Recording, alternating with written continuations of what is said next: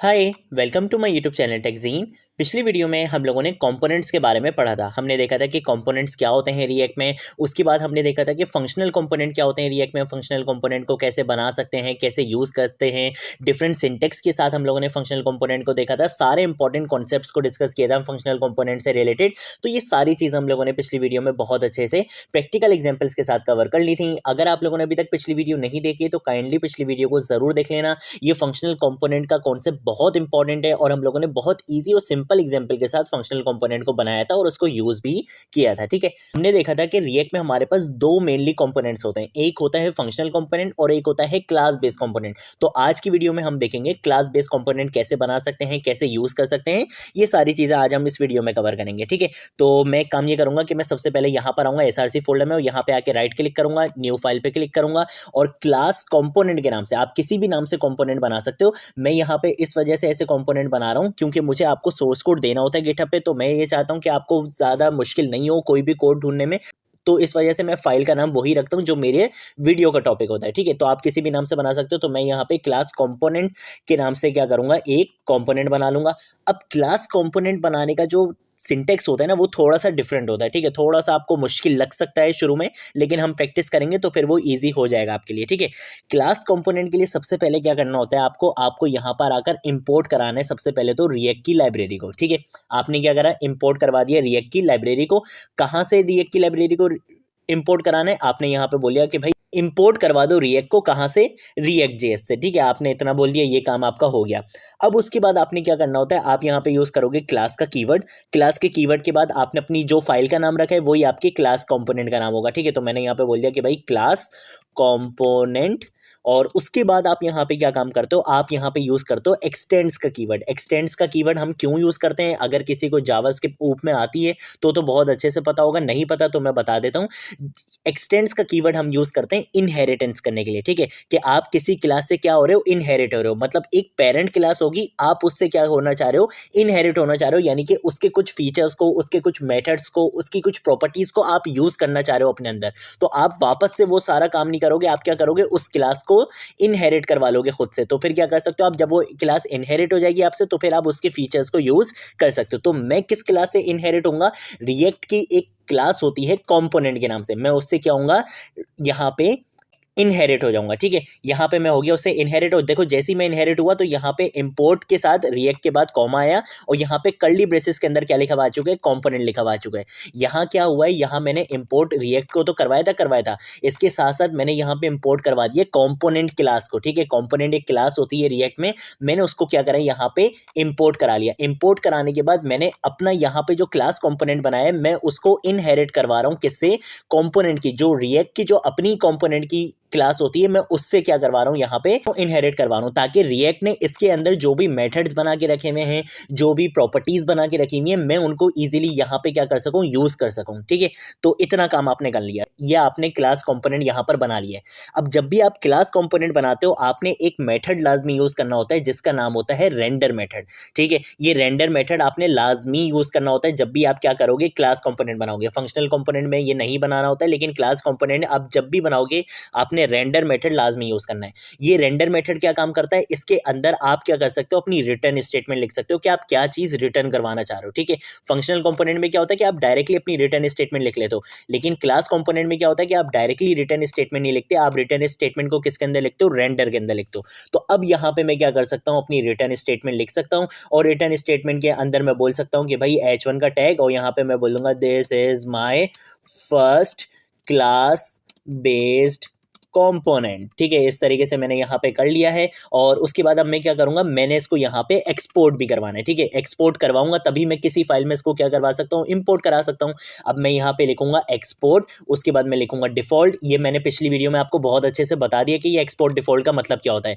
अगर आप यहाँ से सिर्फ एक कंपोनेंट एक्सपोर्ट करवा रहे हो तो आप क्या लिखते हो, एक्सपोर्ट डिफॉल्ट। अगर आप एक से ज्यादा कंपोनेंट यहाँ से एक्सपोर्ट कराना चाहते हो तो फिर आप डिफॉल्ट नहीं लिखते हो, फिर आप एक्सपोर्ट कहाँ पे लिखते हो, यहाँ पर लिखते हो एक्सपोर्ट। ठीक है, तो ये चीज आपको पता पता होनी चाहिए। उसके बाद मैं क्या करूँगा, मैं अपने कंपोनेंट का नाम यहाँ पे लिख लूँगा। तो मेरे कंपोनेंट का नाम मैंने यहाँ से कॉपी करा, कंट्रोल सी और कंट्रोल वी करके यहाँ पे इसको पेस्ट कर दिया, ठीक है। कंट्रोल एस इसको यहाँ पे सेव करूँगा और अब इसको क्या करूँगा, अपनी app.js में कॉल करवा लूँगा, ठीक है। app.js में कॉल करवाने का तरीका सिंपल वही है। अब मैं काम ये करता हूँ कि मैं ये जो पिछली वीडियो का जो कोड था वो मैं यहाँ से हटा देता हूँ, ताकि यार मेरे ये जो app.js है यहाँ का कोड आपको बिल्कुल क्या दिखे, नीट एंड क्लीन दिखे, ठीक है।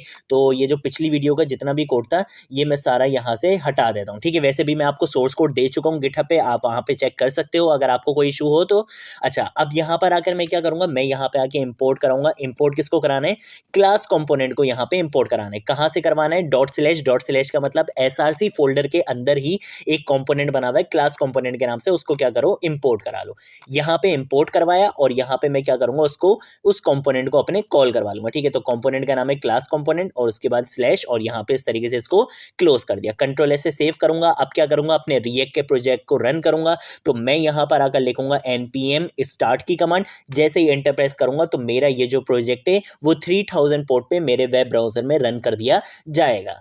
तो यहाँ पर देखो मेरा आउटपुट आ चुका है, ठीक है। जो सेम आउटपुट मेरे पास फंक्शनल कंपोनेंट से आ सकता है वही सेम आउटपुट मेरे पास क्लास बेस्ड कंपोनेंट से भी आ सकता है, सिर्फ सिंटेक्स थोड़ा सा डिफरेंट होता है, ठीक है। फंक्शनल बेस्ड कंपोनेंट का सिंटेक्स बहुत ईजी होता है, क्लास बेस्ड कंपोनेंट का सिंटेक्स थोड़ा सा डिफरेंट आपको लग सकता है। अगर आप ये एक्सपोर्ट डिफॉल्ट यहाँ नीचे नहीं लिखना चाहते तो आप चाहते हो तो आप यहाँ पे भी इसको लिख सकते हो, ठीक है। कैसे लिख सकते हो ये मैं अभी आपको बताता हूँ। आप यहाँ से इसको क्या करो, कंट्रोल से ऐसे कॉमेंट करो, एक्सपोर्ट डिफॉल्ट को यहाँ से क्या करो, कॉपी करो, कंट्रोल सी और यहाँ पे लाके इसको क्या कर दो, पेस्ट कर दो, ठीक है। मैं आपको करके दिखाता हूँ, कंट्रोल वी से इसको पेस्ट करता हूँ और अगर मैं इसको यहाँ पे क्या करूँगा, कंट्रोल ऐसे सेव करूँगा और अब आपको चल के दिखाऊंगा तो देखो मेरे पास सेम आउटपुट आ रहा है, ठीक है। तो आप चाहो तो आप यहाँ पे भी लिख सकते हो, वरना आप यहाँ पे भी लिख सकते हो। ज़्यादा बेहतर ये रहता है कि आप एंड में लिख लो, ठीक है।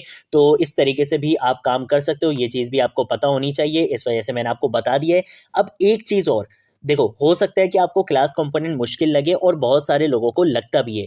अब आपकी आसानी के लिए, आपकी खुशी के लिए एक बात बता देता हूँ, ज़्यादातर जो यूज़ होता है वो फंक्शनल कंपोनेंट ही यूज़ होता है, क्योंकि रिएक्ट के जो एडवांस जितने भी फीचर्स आते जा रहे हैं वो फंक्शनल कंपोनेंट के साथ बहुत ज़्यादा ईजी तरीके से आप यूज़ कर सकते हो उनको। क्लास कंपोनेंट में वो थोड़ा सा आपको मुश्किल हो सकती है, ठीक है। और रिएक्ट खुद भी ये बात कहता है कि आपके लिए ज़्यादा बेस्ट क्या है कि आप फंक्शनल कंपोनेंट यूज़ करो, क्लास बेस्ड कंपोनेंट बहुत कम यूज़ होते हैं। ये मैं आपको अपने एक्सपीरियंस से बात बता रहा हूँ। क्लास बेस्ड कंपोनेंट आप 10 to 20% यूज़ करोगे, लेकिन ज़्यादातर जो यूज़ होता है वो फंक्शनल कंपोनेंट ही यूज़ होता है। और रिएक्ट के आगे जितने भी हम फीचर्स देखेंगे आप खुद नोटिस करना कि आप फंक्शनल कंपोनेंट से कितना ईजिली उनमें काम कर सकते हो, ठीक है। क्लास बेस में आपको थोड़ा सा इशू हो सकता है, लेकिन कुछ फीचर्स को मैं आप लोगों को क्लास बेस से भी करके दिखाऊंगा, ताकि आप लोगों को नो हाउ सबकी होनी चाहिए। अगर आपके पास कभी कोड आ जाए, कभी आप कोड ऐसा देख लो तो आपको एटलीस्ट पता होना चाहिए सिंटैक्स का, ठीक है। तो आपको बेसिक नॉलेज होनी चाहिए, इस वजह से मैं आपको कुछ फीचर्स को फंक्शनल कंपोनेंट और क्लास बेस्ड कंपोनेंट दोनों में करके दिखाऊंगा, लेकिन मेन फोकस हमारा भी किस पे रहेगा, फंक्शनल बेस्ड कंपोनेंट पे ही रहेगा, ठीक है। तो ये होता है हमारा क्लास बेस्ड कंपोनेंट, जिसको आज हमने इस वीडियो में कवर कर लिया है।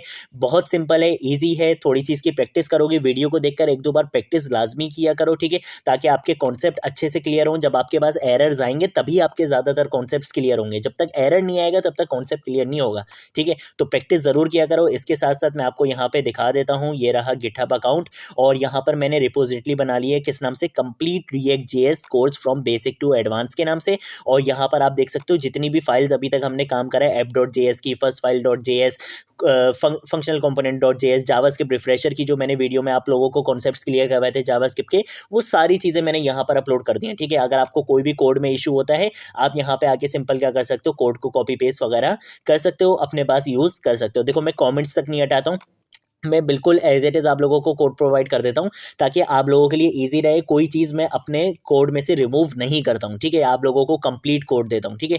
तो यहाँ से आप इस रिपोजिटरी को भी फॉलो कर सकते हो। इसके साथ साथ ये चीज़ मैंने पहले भी बताई है, दोबारा बता देता हूँ, ये रही रिएक्ट की प्लेलिस्ट। इस रिएक्ट की प्लेलिस्ट को लाजमी फॉलो करो, ज़्यादा से ज़्यादा शेयर करो, क्योंकि यहाँ पर आपको रिएक्ट जेएस स्टार्टिंग से लेकर एंड तक सिखाई जाएगी, ठीक है। तो इस रिएक्ट की प्लेलिस्ट को ज़्यादा से ज़्यादा शेयर करो। इसके साथ साथ अगर कोई जावास्क्रिप्ट सीखना चाहता है, जावास्क्रिप्ट के कॉन्सेप्ट्स उसके वीक हैं, या जो इंपॉर्टेंट कॉन्सेप्ट्स मैंने बताए थे जावास्क्रिप्ट रिफ्रेशर की वीडियो में, वो कॉन्सेप्ट्स अगर आपके वीक हैं तो उसको कहाँ से पढ़ना है, इस प्लेलिस्ट से पढ़ना है। यहाँ पर आपको जावास्क्रिप्ट का जावास्क्रिप्ट के सारे इंपॉर्टेंट कॉन्सेप्ट्स आपको मिल जाएंगे सेपरेट वीडियो में। बहुत छोटी-छोटी वीडियोज़ हैं, कोई बड़ी वीडियोज़ नहीं है। देखो 12 minute, 13 minute, 10 minute, 5 minute, 15 minute इस तरीके से करके, तो आप यहाँ पे ईज़िली वीडियोज़ को देख सकते हो और अच्छे से अपने कॉन्सेप्ट्स को क्लियर कर सकते हो। यहाँ पर जावास्क्रिप्ट आपको स्टार्टिंग से लेकर एंड तक सिखाई गई है, ठीक है? तो इस प्लेलिस्ट को ज़रूर फॉलो करो। इसके साथ-साथ कुछ लोग ये बोलते हैं कि यार हमने जावास्क्रिप्ट सीख ली लेकिन हमें प्रोजेक्ट्स में यूज़ करना नहीं आ रहा। तो उसके लिए क्या तरीका है, ये रही HTML, CSS, जावास्क्रिप्ट की प्रोजेक्ट से रिलेटेड प्लेलिस्ट, ठीक है? यहाँ पर मैंने आप लोगों को कुछ अभी तो सिर्फ 6 प्रोजेक्ट्स ही बनवाए, लेकिन आने वाले टाइम में मैं अपलोड करने वाला हूँ यहाँ पे और बहुत ज़बरदस्त प्रोजेक्ट्स अपलोड करने वाला हूँ। बहुत अमेजिंग प्रोजेक्ट्स यहाँ पर आने वाले हैं, ठीक है? तो इन प्रोजेक्ट्स को बनाने के बाद आपकी HTML, CSS और जावास्क्रिप्ट तीनों की स्किल्स क्या होंगी, ग्रो होंगी, क्योंकि यहाँ पर मैं क्या करता हूँ, बिल्कुल स्क्रैच से आप लोगों को प्रोजेक्ट्स बना के सिखाता हूँ। कोई चीज़ ऐसी नहीं होती जो मैंने पहले से करके रखी हुई होती है, बिल्कुल स्क्रैच से मैं आप लोगों को प्रोजेक्ट बना के सिखाता हूँ। तो इससे आपकी HTML, CSS और जावास्क्रिप्ट तीनों की स्किल्स क्या होंगी, ग्रो होंगी, ठीक है? और सारे प्रोजेक्ट्स क्या होते हैं, रिस्पॉन्सिव होते हैं। तो यहाँ से इस प्लेलिस्ट को भी आप फॉलो कर सकते हो। ये रही जावास्क्रिप्ट की प्लेलिस्ट और ये रही आपकी मास्टर होने की React.js की प्लेलिस्ट, ठीक है? तो आज की वीडियो के लिए इतना ही। अब नेक्स्ट वीडियो से हम बहुत अच्छे-अच्छे कॉन्सेप्ट्स पढ़ने वाले हैं React.js में और बहुत मज़ा आने वाला है। तो इस प्लेलिस्ट को आपने फॉलो करते रहना है। आज की वीडियो के लिए इतना ही। अब हम मिलेंगे नेक्स्ट वीडियो में नेक्स्ट टॉपिक के साथ। तब तक के लिए बाय बाय।